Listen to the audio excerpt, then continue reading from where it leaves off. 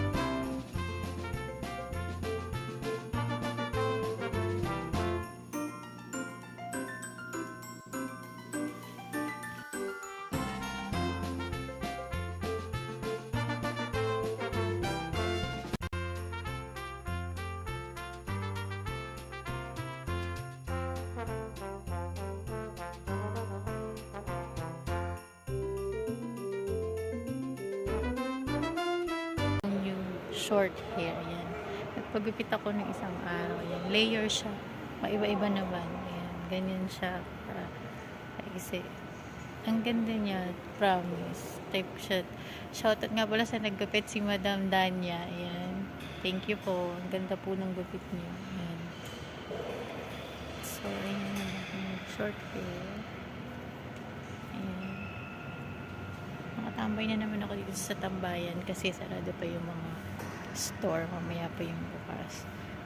Time check, it's 11:15 pa lang. So, Sa share ko yan yung buhok kong layer. Ang ganda, promise. So, ayan. Hindi ko napapakita yung sa likod kasi ang hirap. Hindi niya. So, ito lang yung sa harap. Ayan. So, ayan. Maiba-iba naman. Ang haba na kasi nahihirapan kasi ako mag-plancha ng buhok. So, ayan. So, bet na bet ko siya. So, ayun lang. So, i-update ko kayo mamaya sa ganap ko ngayon dahil nag-day off ako finally. Kasi kakabalik ko lang diba galing Pinas. So, ayun. Dito ko sa mula sarado pa. Ako lang ang tao dito sa gate po ulit ako, syempre. Simula nung nalaman ko dito na may bukas. Tapos pwede kang umupo dito sa tayan. Yun, dito na ako nakitambay. So, tapos na ako magkape. Ayan. So, hinintay ko na lang na magbukas yung mga store kasi sarado pa.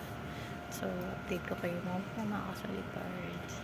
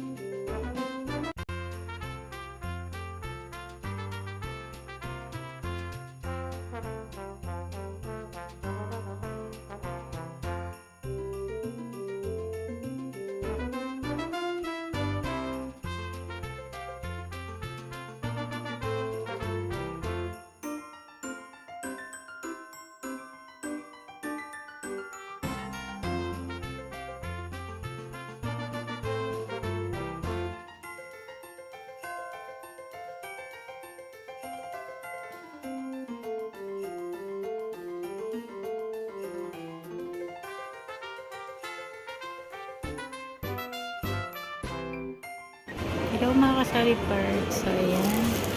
Lunch time na po.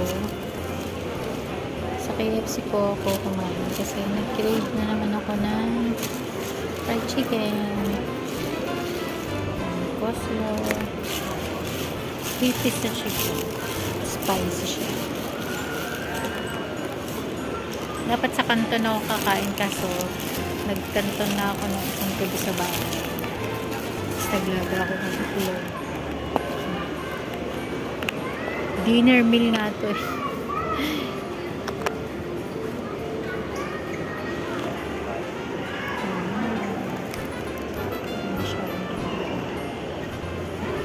So tara, kain po tayo. Masan yung ketchup? Kasi atin tipid. So kain na ako mga kasalitan.